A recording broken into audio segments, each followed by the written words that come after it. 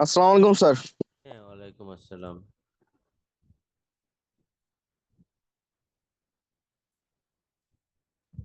আসসালামু আলাইকুম স্যার। ওয়ালাইকুম আসসালাম।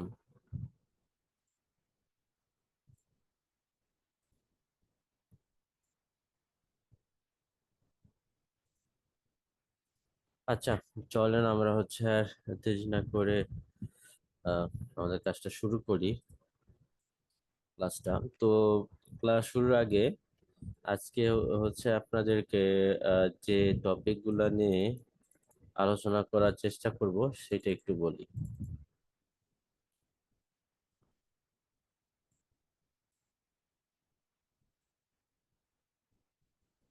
ওকে, সো আমরা যদি খেয়াল করি যে আমাদের গাইডলাইনটা,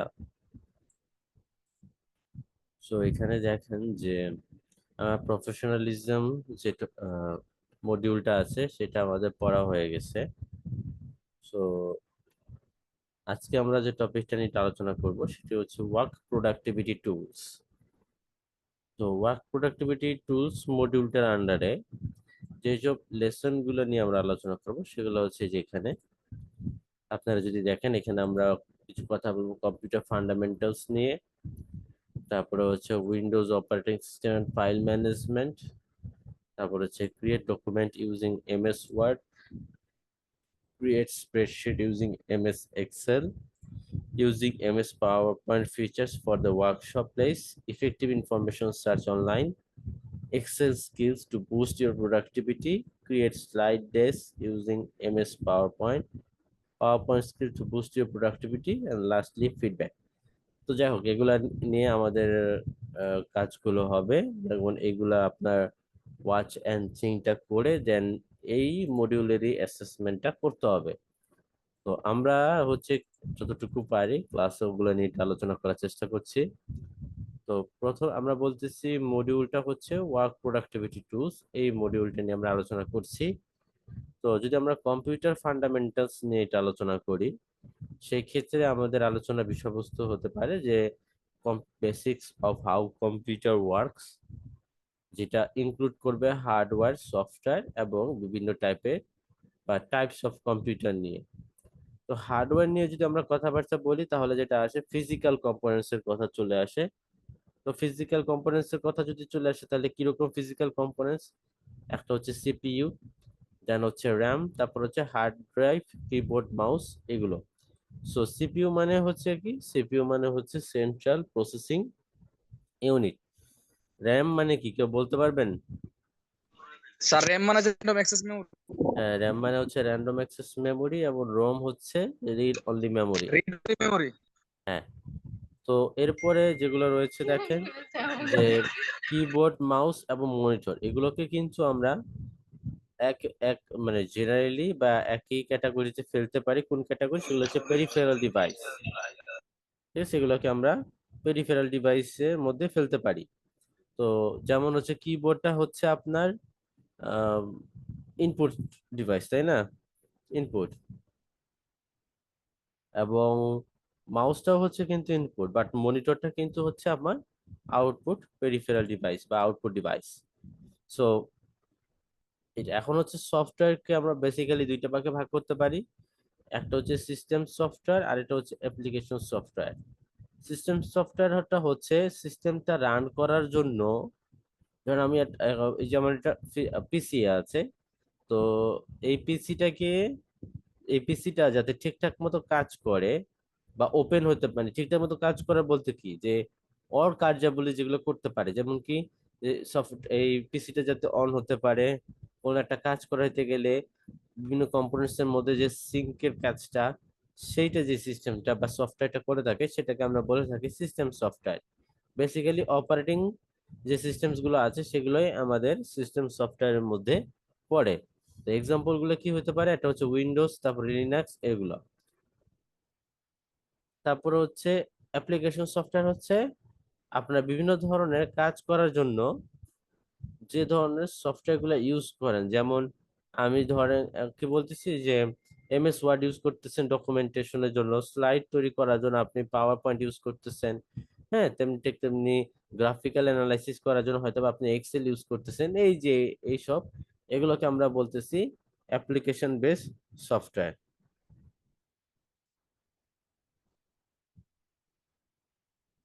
কথা বুঝে গেছে? জি স্যার। আচ্ছা, ওকে। এখন আমরা চলে যাচ্ছি আম, এখন টাইপস অফ কম্পিউটার্স নিয়ে। তো টাইপস অফ কম্পিউটার্স এর মধ্যে কি কি আছে? সেটা হচ্ছে যেমন ডেস্কটপ, তারপর রয়েছে ল্যাপটপ, দেন রয়েছে আপনার ট্যাবলেট, এবং তারপরে রয়েছে স্মার্টফোন। তো এই কয়েকটা ডিভাইসের মধ্যে সবচেয়ে বেশি অ্যাভেলেবল আমাদের কাছে সেটি হচ্ছে স্মার্টফোন। এটা খুবই সবচেয়ে বেশি অ্যাভেলেবল, এবং স্মার্টফোনের মাধ্যমে আমরা হচ্ছে আমাদের যাবতীয় কাজগুলো বা বেশিরভাগ কাজগুলো করে থাকার চেষ্টা করি। আচ্ছা, তো এরপর আমরা আরেকটু কিছু যে সেটা হচ্ছে এখন উইন্ডোজ বা অপারেটিং সিস্টেম নিয়ে যদি আমরা একটু আলোচনা করি, এবং ফাইল ম্যানেজমেন্ট নিয়ে আমরা একটু আলোচনা করি, এগুলো খুবই বেসিক কথাবার্তা। তো অপারেটিং যে সিস্টেমটা রয়েছে সেটা আসলে কি?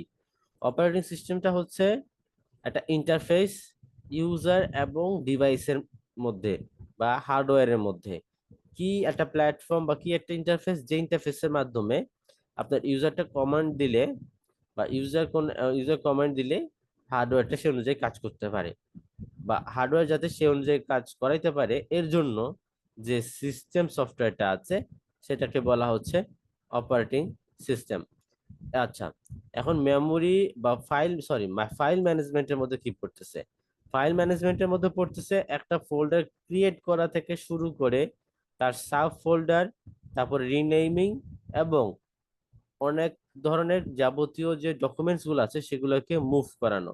তাহলে কি বললাম, ফাইল যে ম্যানেজমেন্ট সেইটা আমার হচ্ছে ফাইল ক্রিয়েট করা থেকে শুরু করে আপনার ওই সাব ফোল্ডার ক্রিয়েট করা, এবং ওই ফাইলটাকে নেমিং করা, এবং প্রয়োজনীয় ডকুমেন্টস গুলো ওই ফোল্ডারে নিয়ে আসা, এই যাবতীয় যে কার্যাবলী সেগুলোকে এক কথায় আমরা বলতেছি ফাইল ম্যানেজমেন্ট।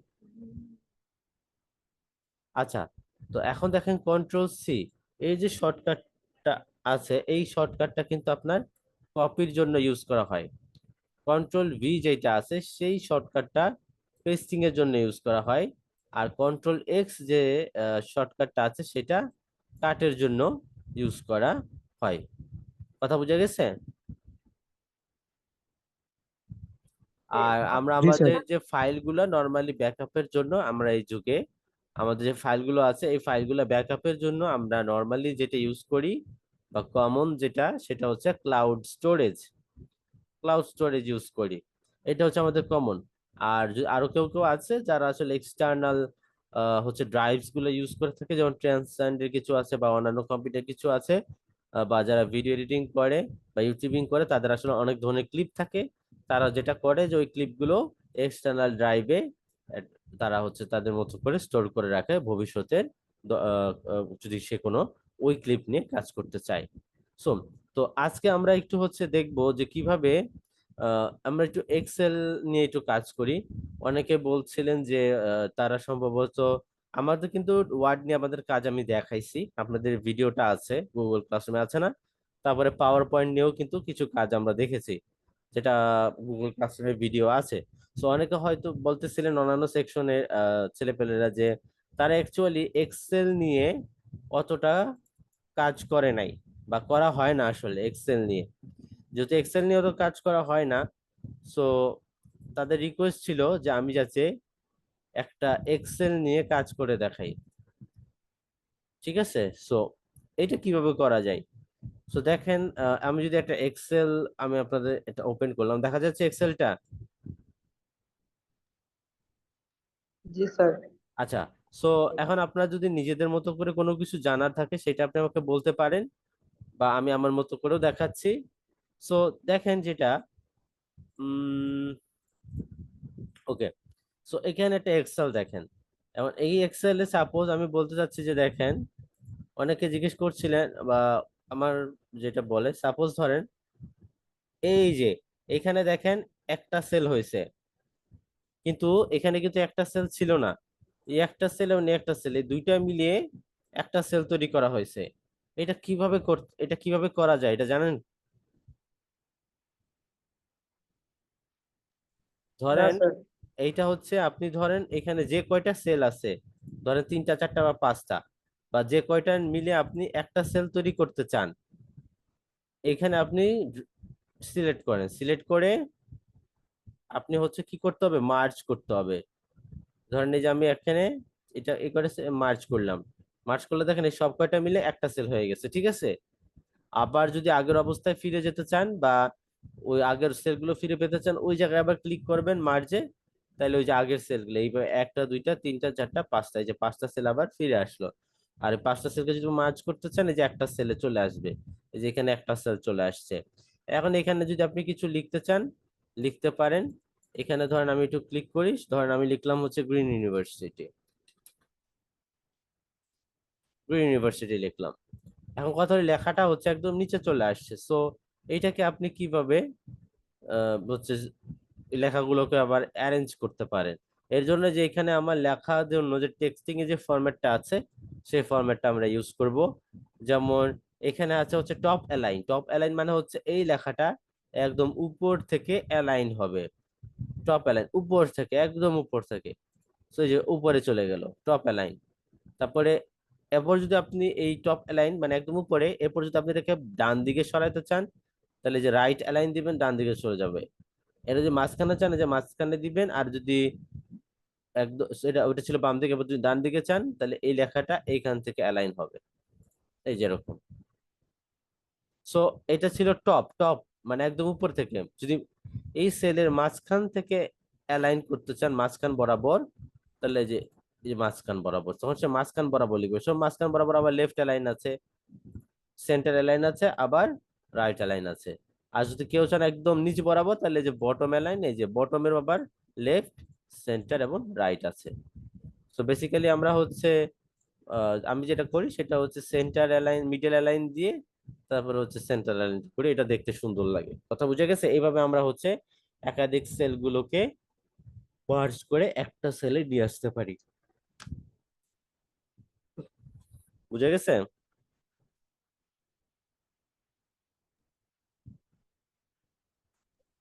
জি স্যার। আচ্ছা, এখন ধরুন অনেক সময় যেটা হয়, আহ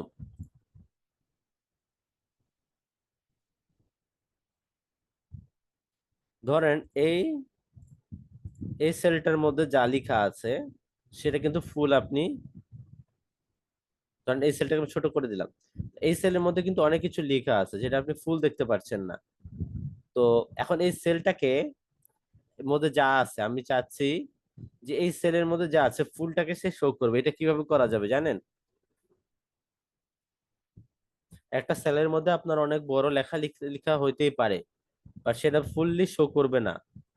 তো এটা যাতে ফুলি দেখা, যেমন এই সেলটাকে আমি একটু বড় করছি, দেখা যাচ্ছে। বাট এই সেলটাকে বড় করে হয়তো আপনি ম্যানুয়ালি বড় করে বা ছোট করে এই কাজটা করতে পারেন। বাট এই আমি যদি ওইভাবে না করি, অটোমেটিক যদি এইটা আমি চাই যে এখানে একটা সেল আছে, এই সেলের মধ্যে কি লেখা আছে সবগুলো সে শো করবে, তাহলে এখানে আপনাকে র্যাপ টেক্সট আছে, সেই র্যাপ টেক্সটটা ইউজ করতে হবে। এই যে র্যাপ টেক্সটটা ইউজ করছেন, সো সে দেখাই দিবে এই সেলের মধ্যে টোটাল কি লেখাটা আছে। কথা বুঝতে পারছেন? এই ছিল র্যাপ টেক্সটের কাজ।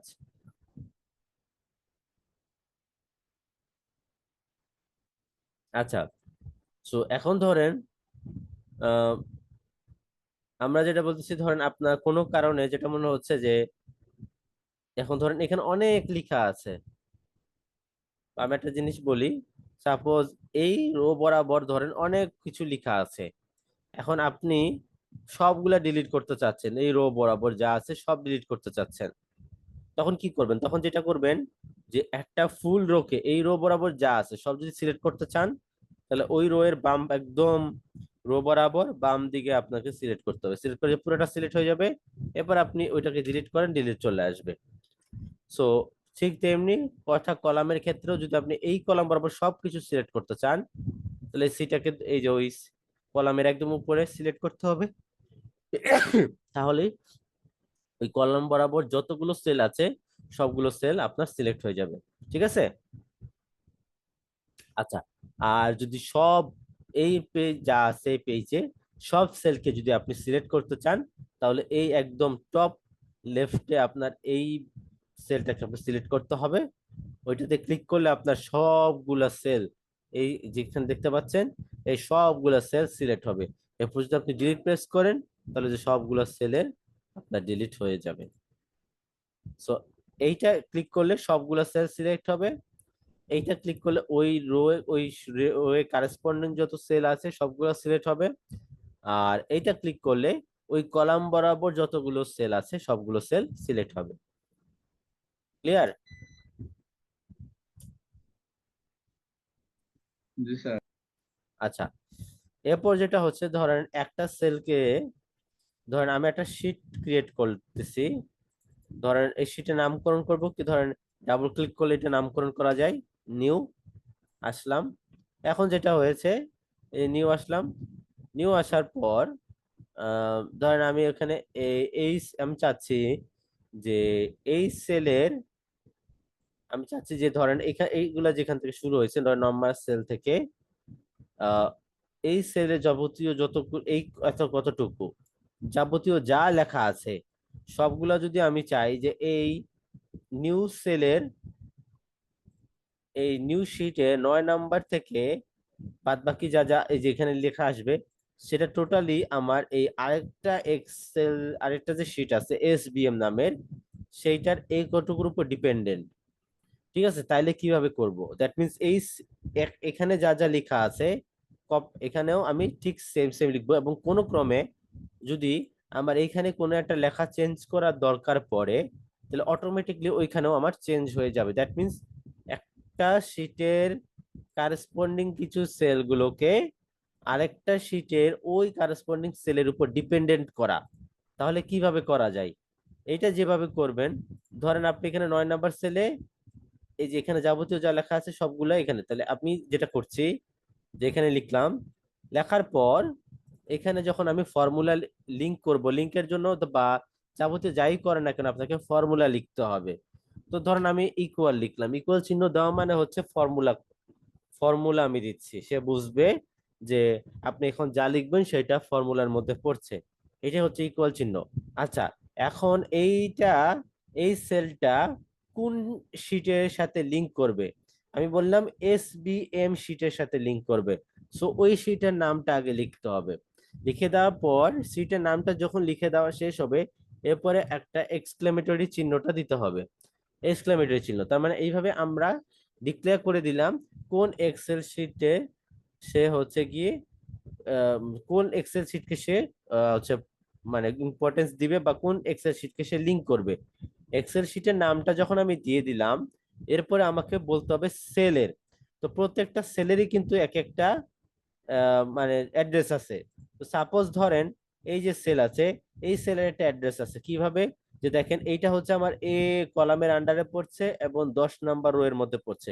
সো এই সেলের অ্যাড্রেস হচ্ছে A0।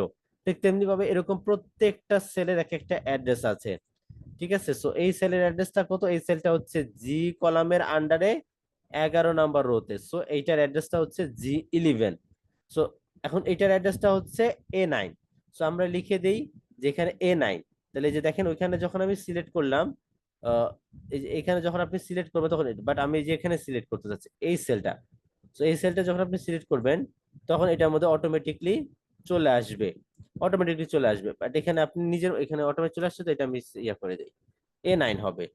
সো লিখলেন, লিখার পরে এখন এন্টার প্রেস করেন। এন্টার প্রেস করলে যেটা হবে যে সিরিয়াল নাম্বারটা চলে আসছে কোথা থেকে? ওই যে এই যে এসবিএম এর A9 থেকে। সো সে কিন্তু এটাকে সে মানে লিংক করলো। এখন বাকিগুলোও যদি লিংক করতে চান তখন কি করতে হবে নিয়ম অনুযায়ী? তো এই যে এখানে আপনি ক্লিক করেন, ক্লিক করলে একটা হচ্ছে প্লাস, এটা মোটা আকারে আসছে। সো এমন জায়গায় নিয়ে যান যেখানে প্লাস চিকন হয়ে আসছে। তো এখানে এখানতে যদি ড্র্যাগ করে আপনি ছেড়ে দেন, তাহলে কি হবে? সে ওই ফর্মুলা গুলাই সে কপি করে বাদ বাকিগুলোর জন্য যেভাবে সে ওই ফর্মুলাটা, এখানে যে ফর্মুলাটা আছে সে ফর্মুলাটা সে কপি করবে। চিকন প্লাসটা ইয়া করতে হবে, তাহলে ওই ইন্টেলিজেন্স, এটা হলো যে ওই ইন্টেলিজেন্সটা বা ওই যে আপনার ফর্মুলাটা আছে সে ফর্মুলাটাকে সে কপি করবে বাদ বাকিগুলো সেলের জন্য এবং সে অনুযায়ী চেঞ্জ করবে। ঠিক আছে, তো এই যে এইভাবে চলে আসলো। এরপরে যদি আপনি এখানে এবং প্লাস এখানে দেন, তাহলে ওই ফর্মুলাটাই সে নিজের মতো করে চেঞ্জ করে নিবে। এবং দেখেন এই যে চলে আসলো ফ্যাকাল্টি নেম, তারপর হচ্ছে সিগনেচার উইথ ডেট। আবার নিচে এইটাকে আবার এই যেখানে নিচে নিয়ে আসেন, সে সব কয়টাই যেখানে সে কপি করবে। আচ্ছা, এখন তো এটা দেখেন একটা সেলে লিখে আরেক সেলে চলে গেছে, এটা সবগুলো সিলেক্ট করেন, র‍্যাপ করেন, এই যে চলে আসবে একটা সেলের মতো করে। আর সিগনেচার উইথ ডেট এটা তো ওই যে এরকম যেটা ছিল আর কি। এখন এটাকে যদি আপনি টেবিল করতে চান, সিলেক্ট করেন, তারপরে হচ্ছে টেবিলের এই যে এখানে আছে হচ্ছে আপনার অল বর্ডারে চলে যান, এই যে টেবিলটা ক্রিয়েট হয়ে যাবে, এই যে হয়ে গেল। এবং এই লেখাগুলো প্রত্যেকটা লেখা কিন্তু সে এই যে এখান থেকে সে চলে আসছে। এখন যদি আপনি এখানে কোনো কিছু একটা চেঞ্জ করতে চান, সাপোজ এখানে আমি নওশাদ আলী নাম স্যারের জায়গায় এখানে নওশাদটা কেটে দিলাম, তাহলে কি হলো MM আলী। ঠিক আছে, সো এখানে নিউতে যান, দেখেন ওই নওশাদের জায়গায় MM আলীটাই চলে আসবে। কেন? কারণ এইটা আমার এই সেলের উপরে ডিপেন্ডেন্ট। সো এইখানে আপনি যা যা করবেন সো এখানে নিজের মতো করে আপডেট করে নেবেন। কথা বুঝা গেছে?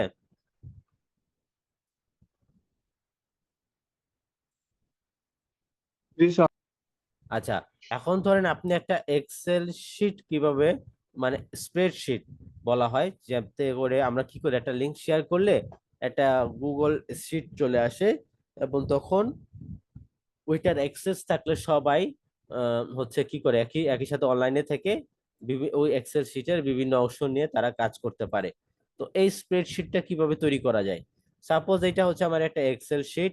তো স্প্রেডশিট তৈরি করার একদম সহজতম উপায় হচ্ছে, ধরেন আপনি একটা ড্রাইভ খোলেন, একটা গুগল ড্রাইভে হচ্ছে আপনি একটা গুগল ড্রাইভে, এটা আমি একটু ডিলিট করে দিই। আচ্ছা দাঁড়ান 1 মিনিট। ওকে, সো যে একটা ড্রাইভ, এটা হচ্ছে আমার ড্রাইভ, গুগল ড্রাইভ। সো এই ড্রাইভে আপনি ওই এক্সেল শিটটা কি করেন, আপলোড করেন। সহজ পদ্ধতি হচ্ছে, সো এই যে ড্রাইভটা, এই ড্রাইভে আমি কি করলাম, এই এক্সেল শিটটা আমি আপলোড করলাম। সো আপাতত আপলোড হচ্ছে, দেখেন এই যে স্টার্টিং আপলোড। সো এই যে আপলোড হলো। সো এই যে এটা ছিল। সো এই যে এইটা আপনি এখন ওপেন করেন, এটা সে গুগল শিটে সে ওপেন করবে। বাট যখন আপনি চাবেন এই শিটে যাতে অন্যরাও কাজ করতে পারে, তখন আপনি কি করবেন, তাহলে ওই লিঙ্কটা শেয়ার করে দিতে হবে এবং এক্সেস যেটা আছে সে অনুযায়ী এক্সেসটাকে সেটিংস করে দিতে হবে আপনার। তো কিভাবে করা যায়, এই যে আপনার এখানে শেয়ারের পাশে একটা তীর চিহ্ন আছে, এখানে যদি আপনি কপি লিঙ্ক করে দেন, কপি লিঙ্ক করলেন এবং ওই লিঙ্কটা যদি আপনি অন্য কারোর সাথে শেয়ার করেন, ঠিক আছে, তাহলে কিন্তু ওই লিঙ্কে যাদের কাছে থাকবে ওই লিঙ্কটা সে দেখতে পাবে এবং পরবর্তীতে ওই লিঙ্কটা ইউজ করে সে একই অ্যাক্সেস শিটে একাধিক মানুষ কাজ করতে পারবে। স্যার তার মেবি এক্সেস টু অল দেওয়া লাগবে। হ্যাঁ, অ্যাক্সেসটা দিতে হবে, অ্যাক্সেসটা এখন দেখাবো। এখন যেটা হচ্ছে যে আপনার অ্যাক্সেসটা এরপরে লিঙ্কটা শেয়ার করার পর বা আগে আপনাকে এই অ্যাক্সেসের জিনিসটা হচ্ছে আপনাকে একটু সেটিংস করে নিতে হবে। কিরকম? যেমন এখানে রেস্ট্রিক্টেড কথাটা আছে, আপনাদের এখানে নাও থাকতে পারে, বাট এটা আমার গ্রিনের তো সেটা আপনার, ধরেন এটা আসলো, আসার পরে যেটা করতে হবে যে সাপোজ এই restricted anyone with the link দিয়ে দিবেন। এনিওয়ান উইথ দ্য লিঙ্ক দিলে যেটা চলে আসবে, যার কাছে লিঙ্ক চলে আসবে সেই কিন্তু ওই এক্সেল শিটটা সে শুধু দেখতে পারবে। এখন কারণ কি, এইখানে আমি ভিউয়ার করে দিচ্ছি, সে শুধু দেখতে পারবে, সে কিন্তু কোনো এডিট করতে পারবে না। বাট সে যদি এডিটের অপশনটা আপনি দেন বা ওই এক্সেল শিটে সে যদি কিছু লেখা, মানে সে যেন লিখতে পারে, ইনপুট দিতে পারে, এরকম যদি আপনি অ্যাক্সেস দিতে চান, সেই ক্ষেত্রে এখানে ভিউয়ার থেকে আপনাকে এডিটরের অ্যাক্সেসটা দিতে হবে এবং আলটিমেটলি পরে ডান করে দিতে হবে। ডান করে দিলে তাহলে এনিওয়ান উইথ দ্য লিঙ্ক, মানে ওই লিঙ্কটা যেই পাবে সেই ওই এক্সেল শিটে এডিট করতে পারে। বা আপনি যদি স্পেসিফিক কিছু পিপলকে দিতে চান, তাহলে সেই ক্ষেত্রে এখানে তাদের ইমেল অ্যাড্রেসটা দিলে, যেমন সাপোজ ধরেন আমি এখানে একটা ইমেল অ্যাড্রেস দিলে, ওই ইমেল অ্যাড্রেস দিলে তার নামটা দেখাবে এবং এরপর যদি আপনি সাপোজ ধরেন আমি একটা এঁকে দিই, ওনারটা আমি লিখলাম, তো এই যে এখানে ইমেল অ্যাড্রেসটা চলে আসছে, সিলেক্ট হয়ে আসলো এবং আমি অ্যাক্সেসটা দিছি এডিট, এরপরে নোটিফাই পিপল দেওয়া আছে, তার মানে তার কাছে একটা নোটিফিকেশন চলে যাবে, যেহেতু এটা নোটিফাই পিপলে ক্লিক করা আছে, সো তার কাছে একটা নোটিফিকেশন চলে যাবে যে ঠিক আছে, যে আপনাকে একটা এক্সেল শিটের এডিটর হিসেবে অ্যাক্সেসটা দেওয়া হয়েছে। যদি আপনি নোটিফাই পিপল এটাকে আনচেক করে দেন তাহলে তার কাছে নোটিফিকেশনটা যাবে না। এইভাবে করে যদি সেন্ড করে দেন তাহলে সে ওই নোটিফাই হবে, তার কাছে নোটিফিকেশন যাবে এবং সে তার কাছে ওই এডিটর অ্যাক্সেসটা সে পাবে এবং সে পরে এখানে এডিট করতে পারবে যেহেতু তাকে এডিটের অ্যাক্সেসটা দেওয়া আছে। এখানে যদি আপনি ভিউয়ারে অ্যাক্সেস দেন তাহলে সে শুধু দেখতে পারবে, কোনো এডিট করতে পারবে না। কথা বোঝা গেছে?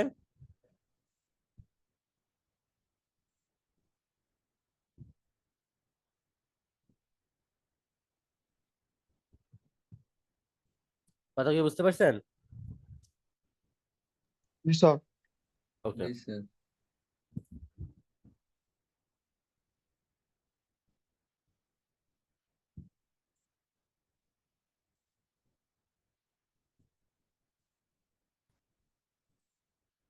আচ্ছা, এরপর আর কিছু জানার আছে বলেন, যে আপনারা কোনো কিছু জানতে চাচ্ছেন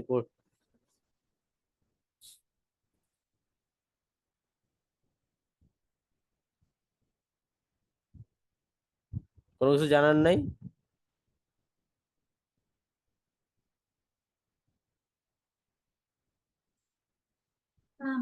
স্যার হুম। স্যার ওই যে প্রফেশনালিজম স্যার, ওই যে ওয়াচিং থিং করতে বলছিলেন, পরে মডিউলটা স্যার ওপেন হয় না আর কি, এটা বলছিলাম স্যার। ওইটা টাইমটা নিয়ে একটু ঝামেলা আছে, ওইটা ওপেন হলাম, ওইটা একটু পরে দেখেন, হ্যাঁ, না হলে স্যার বাকি ওটা করতে পারেন। 15 মে দেওয়া আছে টাইমটা, এটা কি 15 মেতেই করা যাবে না? হ্যাঁ, এখন ওইটা টাইমটাকে কিভাবে আগানো যায় ওইটা আমি দেখতেছি, ঠিক আছে? সেম অবস্থা আর আমারও, কিন্তু এটা সবারই হবে। অন্যগুলা দেখলাম তো এটা জুনে চলে গেছে ওইটা অনেকগুলো। অনেকগুলা যারা হচ্ছে লেটে জয়েন দিচ্ছেন তাদের ওইখানে ওইটা আমি দেখতেছি, ওইটার স্কেডিউলটা ঠিক করে নিতে হবে আর কি। স্যার এই পিএইচডি কোর্সে ফাইনাল হবে কবে স্যার? আমি যেখানে বলছি এখন এক্সেল শিট নিয়ে কথা বলতেছি, এক্সেল শিটও থাকেন। পিএলএসডি ফাইনাল কবে হবে ওগুলা পরে। আমি বলছি এখানে যে আপনারা সমস্যা হলো যে আপনারা টপিকে থাকেন না। আমি বললাম যে এক্সেল শিট নিয়ে আপনাদের বা এক্সেলে কিভাবে কি কাজ করবেন সেটা বিষয়ে কিছু জানার আছে কিনা কারো। স্যার হচ্ছে এইখান থেকে স্যার পাই চার্ট অথবা চার্ট হ্যাঁ, টাইপের ঠিক ডাটা আছে। থেকে চার্ট বানায় এরকম কিছু দেখতে হ্যাঁ, দেখান যাবে? হ্যাঁ, দেখানো যাবে অবশ্যই। তো ধরেন আপনি একটা পাই চার্ট বানাতে চাচ্ছেন বা যে কোনো কিছু একটা গ্রাফিক্যাল অ্যানালাইসিস করতে চাচ্ছেন, তো এর জন্য আসলে আপনার প্লটিংটা দরকার। সো ধরেন আমি এখানে একটা প্লট করব, তার আগে ধরেন এখানে আমি একটা ডাটা নিচ্ছি, বা ধরেন এখানে লেখা আছে প্রোডাক্ট, ধরেন আমি একটা টাইটেল এখানে হচ্ছে আমি কিছু লিখলাম যে এখানে আমি যা লিখবো এই কলাম অনুযায়ী সেটা হচ্ছে প্রোডাক্ট নেম, তারপর হচ্ছে এখানে যা লিখবো সেটা হচ্ছে product price, product price, product প্রাইসটা দিলাম এবং এইভাবে লিখলাম আর কি। সো ধরেন আমি কয়েকটা 5টা বা 6টা 7টা প্রোডাক্টের নাম লিখবো। ধরেন আমি হচ্ছে একটা পেন লিখলাম, কলম, তারপরে হচ্ছে লিখলাম হচ্ছে পেন্সিল। ধরেন এরকম আপনার কাছে কিছু ইনভেন্টরি করতে চাচ্ছেন, তারপর ইরেজার লিখলেন, তারপরে হচ্ছে ধরেন আপনি এরপরে একটা মোবাইল লিখলেন, তারপরে লিখেন হচ্ছে ডেস্কটপ,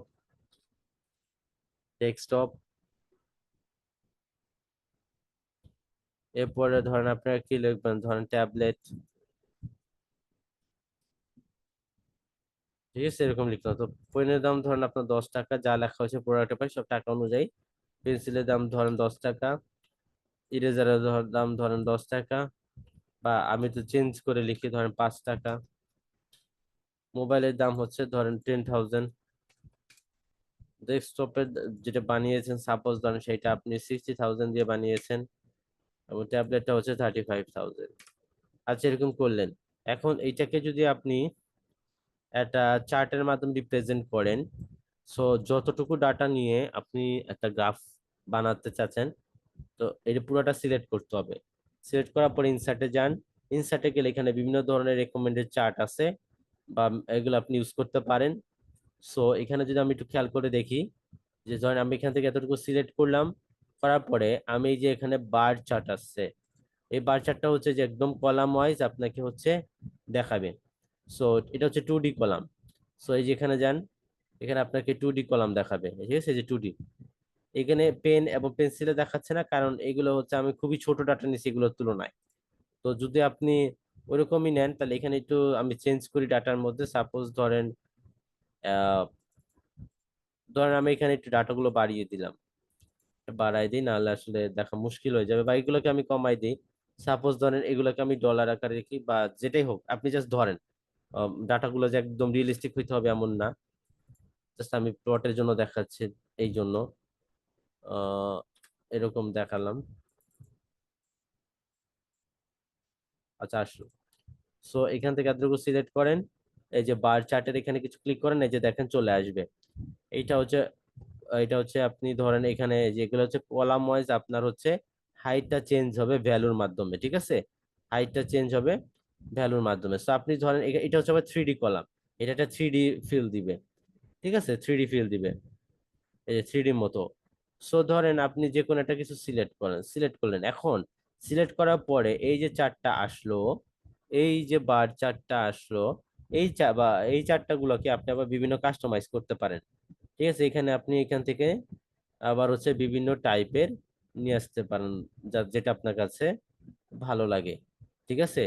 সো এটা আপনার উপরে, আবার নিজের মতো করেও চেঞ্জ করা যায়, ঠিক আছে? সাপোজ কিরকম দেখেন, ধরেন এটাই ছিল, এটা ছিল, এটাকে আপনি এরকম ড্র্যাগ করতে পারবেন। সো এখন এটাকে যদি আপনি নিজের মতো করে কাস্টমাইজ করতে চান, এখানে প্লাস কথাটা লেখা আছে, এখানে দেওয়া আছে হচ্ছে আপনার এই যে স্টাইল, এখানে আপনি নিজের মতো করে স্টাইল দিতে পারবেন, যেটা এখানে দেওয়া ছিল, বাট ওইটা এখানে থেকেও ক্লিক করা যায়, আবার এখান থেকেও ক্লিক করতে পারবেন। আর এটা হচ্ছে আপনার কিভাবে, এখানে যদি আপনি কোনো আরো কিছু অ্যাড করতে চান, এখানে আপনি অ্যাড করতে পারবেন, বা ডাটাগুলোকে যদি আপনি এখানে কোনো কিছু চেঞ্জ করতে চান, বা এখান থেকে ধরেন এই যে এটা তো আমি ফুল ডাটা নিয়ে দেখাচ্ছি, বাট এখান থেকে যদি আপনি চান যে না ট্যাবলেটটা বাদ দিব, তাহলে এখানে ট্যাবলেটটা আনচেক দেন, তারপর অ্যাপ্লাই করেন, ট্যাবলেটটা চলে যাবে, যে ট্যাবলেটের ইনফরমেশনটা নাই।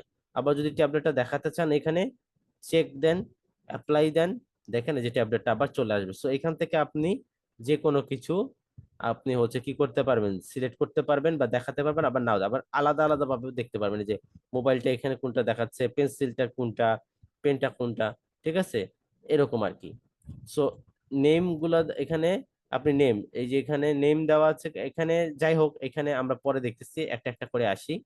ধরেন আপনি এইখানে প্লাস, এখানে কি প্লাস চিহ্নের মাধ্যমে কি কি কাজ করতে পারেন অ্যাকচুয়ালি?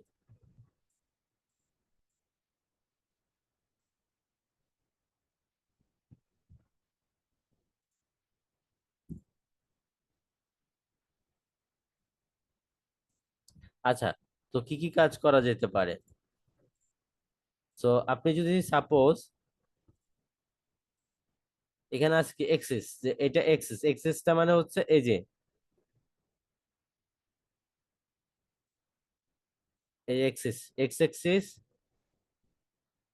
যদি এটা দেখাইতে না, এই যে এখানে যদি এই যে এক্সিস বরাবর যে এখানে লেখা যেগুলো আছে, পেন, পেন্সিল, ইরেজার, এটাকে আপনি যদি একটু বড় করি তাহলে একটু ভালো হয়। এটা দাঁড়ান একটা মিনিট, এটা মাঝখানে নিয়ে আসি দেখার সুবিধার জন্য, তো বড় করে নিয়ে আসলাম। আচ্ছা, এখন দেখেন এই এক্সেস এ যদি আমি আনচেক দেই, মানে দ্যাট মিনস টিক চিহ্নটা যদি আমি উঠাই দেই, তাহলে কিন্তু এক্স এক্সিস বরাবর যা লেখা ছিল এবং ওয়াই এক্সিস বরাবর যা লেখা ছিল সেটা কিন্তু চলে যাবে। আর টিক চিহ্ন দেন তাহলে কিন্তু আবার চলে আসবে। সো আপনার দরকার হয় তো আমরা এখানে টিক চিহ্ন রাখি। এখানে যদি আমি এক্সেস টাইটেলটা দেই, এই যে দেখেন, এই যে এখানে প্রত্যেকটা এক্সেস এর টাইটেল বরাবর একটা করে বক্স চলে আসবে। সো এখানে কিন্তু আপনি বক্স লেখার জায়গা চলে আসবে, এবং এখানে আপনি আলাদা করে নিজের মতো করে লিখতে পারেন। যেমন এখানে ছিল প্রোডাক্ট নেম এক্স এক্সিস বরাবর, সো এটা আপনি আলাদা করে লিখেন, প্রোডাক্ট নেম, নেম লিখেন, এভাবে করে আলাদা এক্সেস নাম লিখতে পারেন। আর টাইটেল এখানে যেটা এই এক্সেস টাইটেলে, এটা ছিল আমার প্রোডাক্ট ভ্যালু। সো আপনি এখানে নিজের মতো করে ওইটা লিখতে পারেন, ঠিক আছে? ভ্যালু, প্রোডাক্ট ভ্যালু চলে আসলো।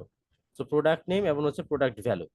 আর এই যেখানে যে এইটা যেটা আছে সেটা আপনি আপনার নিজের মতো করে এখানে ক্লিক করেও আবার লিখতে পারেন, সেটা হচ্ছে প্রোডাক্ট ভ্যালু, বা এইটা আমার এই গ্রাফটা হচ্ছে ভ্যালু ভার্সেস প্রাইস। সো এই যে লিখে ফেললাম, সো আলটিমেটলি আমার কিন্তু লেখা হয়ে গেল। সো এইভাবে আপনি লিখতে পারেন। ডাটা লেভেল হচ্ছে কি, এই ডাটাগুলোর উপরে আপনার লেভেলটা দেখাই দিবে যে এইটা অ্যাকচুয়ালি কত। তো ডাটা লেভেলে যদি আপনি চেক দেন, এই যে দেখেন সে দেখা দিচ্ছে 10, 10, 5, 35, 17, 40 এইভাবে সে দেখাই দিচ্ছে এই বারগুলোর উপরে। আচ্ছা, এটা চেক দিলে সে দেখাবে না। তারপর ডাটা টেবিল, এটা দিলে আপনার যে টেবিলটা আছে এটা, এই যে ডাটাটা তৈরি হয়েছে, এই ডাটাটা যে টেবিলটা নিয়ে তৈরি সেটাও আপনাকে এখানে দেখাই দিবে। এই যে দেখেন সেই ডাটাটা আপনাকে দেখাই দিচ্ছে।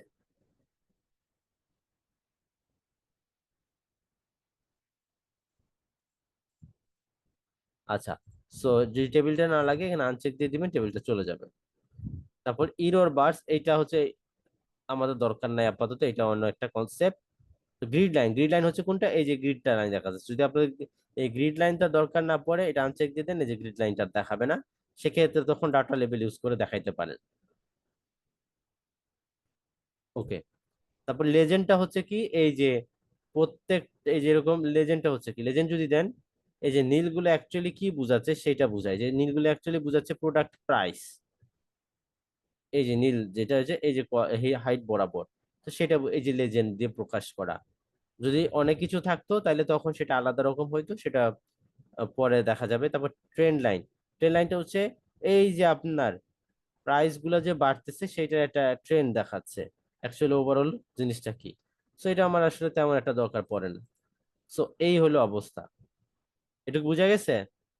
যদি এই টাইপের চার্টটা যদি আপনি চেঞ্জ করতে চান, চেঞ্জ চার্ট টাইপ দেন, যেমন এখানে অনেক ধরনের চার্ট আছে, আপনি নিজের মতো করে যে কোনো একটা চার্ট এখানে আপনি আপনার মতো করে দেখা দিতে পারেন। যদি পাই চার্ট দেখতে চাচ্ছিলেন, তো পায়ের মধ্যে অনেকগুলো আছে, এটা হচ্ছে 3D লুক। সো আমরা তো নর্মালি হচ্ছে এটাও ইউজ করতে পারেন, যে এটা যদি আমি ওকে দেই তাহলে দেখেন সে কালার অনুযায়ী প্রাইস কিন্তু দেখাচ্ছে, বাট এটা তো আসলে বুঝতে পারছি না। তো এখানে আপনাকে কি করতে হবে, নিজের মতো করে যে ডাটা লেভেলিং এ দিয়ে আসতে হবে এবং লেজেন্ডটা দিবেন, তাহলে সে বুঝতে হবে। তাহলে পেন কোনটা, যে নীল পেনে যে 10, পেন্সিলটা হচ্ছে কোনটা, এটা। এবং এটার মধ্যেও যদি আপনি নিজের মতো করে চেঞ্জ করতে চান, তাহলে যে এখানে যাবেন, এই যে নিজের মতো করে এই যে এইভাবে আইটু স্টাইলটা চেঞ্জ করতে পারেন। এরপর আরো অনেক কিছু চেঞ্জ করা যায়। সাপোজ ধরেন আপনি এই কালারটা চেঞ্জ করতে চাচ্ছেন, বা এই যে পাই চার্টের যে বিভিন্ন যে কালারটা এটা যদি চেঞ্জ করতে চান সবগুলা, তাহলে সেই ক্ষেত্রে এই যে চেঞ্জ কালার দেওয়া আছে, এই চেঞ্জ কালারে গেলে আপনি আপনার মতো করে কালার এই যে এখানে এই এইভাবে ইউজ করতে পারেন, সেক্ষেত্রে সব কালার চেঞ্জ হবে আর কি। ঠিক আছে, সাপোজ আপনি এখন এই যে এই কালার, এই যে এইটা থাকলো, তো এইভাবে করলে আপনার সব কালার চেঞ্জ হবে। বাট আপনি যদি কোনো একটা স্পেসিফিক সেগমেন্টের কালার চেঞ্জ করতে চান, সাপোজ কি ধরেন আপনার মনে হচ্ছে এই কালার আর এই কালারটা একই রকম হয়ে গেছে, সো কি করবেন, এই যে এটার উপর সিলেক্ট করেন, এই যে এটা সিলেক্ট হয়ে গেল। এখন আপনি এইটার জন্য বাম পাশে আপনি হচ্ছে রাইট ক্লিক করেন ওইটার উপরে, এবং ফিলে মতো করে আপনি আপনার নিজের মতো করে কালার দেন, তাহলে শুধুমাত্র ওই যেহেতু ওই সেগমেন্টে তখন চেঞ্জ হবে। সো এই যে আপনি আপনার মতো করে কালারটা দেন, যদি কালো দিতে চান এই যে কালো হয়ে গেল। সেইভাবে আমি আলাদা আলাদা সেগমেন্টেও কালার দিতে পারি। কথা বোঝা গেছে। এখন ধরেন ব্যাকগ্রাউন্ডে যদি আপনি নিজের মতো করে কালার দিতে চান, সেটাও করা যায়। সো এখানে আপনি এই যে প্রপার্টিজ এর মধ্যে যাবেন, এই যে এখানে আছে ফিল, সো এইটা ক্লিক করেন। এইটা ক্লিক করে এখন যদি আপনি সলিড ফিলে ক্লিক করেন, এই যে দেখেন ব্যাকগ্রাউন্ডে সলিড ফিল চলে আসছে। এবং এখানে যদি আপনি নিজের মতো করে কোনো কিছু কালার দিতে চান, তো সেটা আপনি দিতে পারেন। সাপোজ আপনি এই কালারটা চুজ করলেন, এটা যদি আপনি এই গোলাপ এই কমলা কালারটা রেখে যদি আপনি একটু হালকা শেপ নিয়ে আসতে চান, তাহলে যে ট্রান্সপারেন্সিটাকে আপনার একটু বাড়ায় দিতে হবে। তাহলে কি হবে, ওই কালারটা আস্তে আস্তে আস্তে আস্তে ফেড হবে। বাট এই ক্ষেত্রে যেটা হয় যে এটার পিছে নিচে লেখা আছে, তো সেই লেখাটাও দেখে তো আপনি এটা নিচে চলে আসেন, এই যে এই যে কালারটা কি হবে, ওই কালারটা আস্তে আস্তে ফেড হইতে থাকবে। এই যে কথা বোঝা গেছে। জি স্যার। আচ্ছা, সো সলিড আবার গ্রেডিয়েন্ট ফিলও যাওয়া যায়, যদি আপনি গ্রেডিয়েন্ট ফিল দিতে চান সেটাও দেওয়া যাবে। এই যে গ্রেডিয়েন্ট ফিল দেন, এই যে এটা একাধিক কালারের মিক্সচার আছে, সো এই যে আপনি নিজের মতো করে এটা দিতে পারেন। সো আপনি ধরেন এই কালারটা চেঞ্জ করে নিতে চাচ্ছেন, এইটা, তারপর এই কালার, এখানে আমি হচ্ছে একটা ক্লিক করলে আবার একটা পেন অ্যাড হবে। তো এখানে যদি আরেকটা দিতে চান, সাপোজ ধরেন এইটা দিলেন, তারপর এখানে যদি এটা দিলেন, তারপর হচ্ছে এখানে গিয়ে আপনি দিলেন হচ্ছে হচ্ছে 11টা। এখন এখানে যদি আপনি একটু উইথ চেঞ্জ করতে চান, এই যে এখানে সরাই টরাই নেন, চেঞ্জ হবে।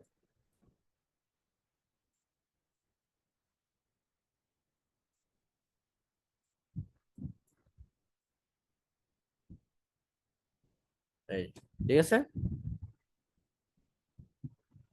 এভাবে আপনি ব্যাকগ্রাউন্ডটাকে চেঞ্জ করতে পারেন।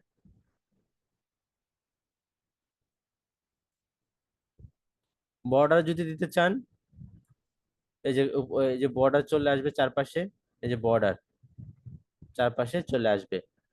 এখানে কি করবেন, এখানে যাবেন, এই যে বর্ডার, যদি বর্ডার না দিতে চান তাহলে নো লাইন দিয়ে দিবেন, কোনো বর্ডারে কোনো লাইন থাকবে না, এই যে দেখেন কোনো লাইন থাকবে না।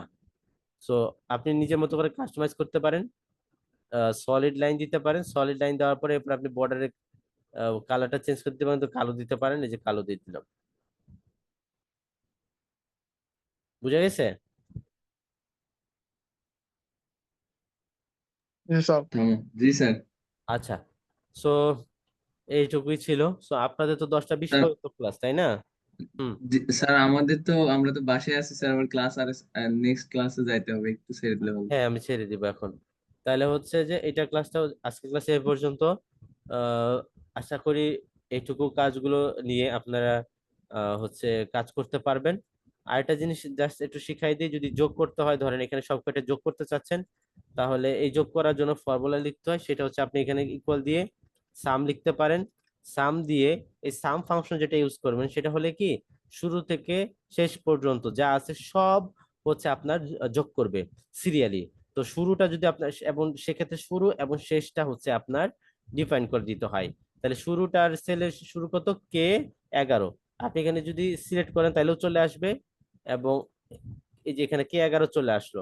আচ্ছা, আসার পরে এখন আপনি এখানে কোলন চিহ্ন দেন, চিহ্ন দেওয়ার পর শেষ হবে কোথায়, এই যে এখানে সিলেক্ট করে দেন, এই যে ওর মোটামুটি কে 16 চলে আসছে। এবার এন্টার প্রেস করে দেন, এই যে পুরোটা শেষ যোগ করে চলে আসবে। এটার যেটা হলো যে শুরু থেকে শেষ পর্যন্ত পুরাটা যোগ করে নিয়ে আসছে। বাট সেক্ষেত্রে যদি আপনি পুরাটা যোগ করতে না চান, বা ধরেন আমি এই ক্ষেত্রে শুধু এইটা আর এইটা যোগ করে একটা যোগফল নিয়ে আসতে চাচ্ছি, সেই ক্ষেত্রে কি করতে হবে, ইকুয়াল দিতে হবে, এবং যে দুইটা আপনি যোগ করতে চাচ্ছেন সেই দুইটার সেলের অ্যাড্রেসটা দিতে হবে। ধরেন ধরেন এটা হচ্ছে কত, এটা হচ্ছে আপনার K13, সো লিখেন K13, K13 লিখলাম, তাহলে আবার যোগ দিলাম। এরপর ধরেন এই 17 যোগ করতে চাচ্ছেন, তাহলে সেটা আসতেছে K15 দিলাম, তারপরে এটা দিলাম, এই যে চলে আসলো। তো এইভাবে আমরা স্পেসিফিক সেল যোগ করতে পারি। আবার সামের মাধ্যমে শুরু থেকে এবং শেষটাকে ডিফাইন করে দিয়ে সবগুলো একসাথে যোগ করে দিতে পারি। এখানে যদি বিয়োগ করতে চান, বিয়োগ যদি করতে চান, এখানে বিয়োগ চিহ্ন দিলেই হবে, এই যে বিয়োগ দিলেই হবে। আর যদি এখানে আপনি ভাগ করতে চান, ভাগের জন্য আপনাকে ব্যাকস্ল্যাশ দিতে হবে, এখানে ব্যাকস্ল্যাশ দিতে হবে।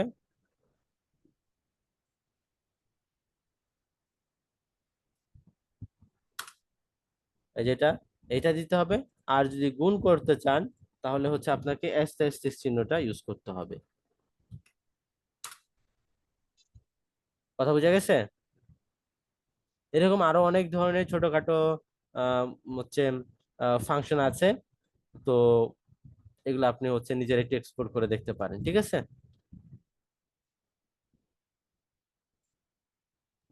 জি স্যার। ওকে, সো আমরা হচ্ছে অ্যাটেন্ডেন্সটা দিই।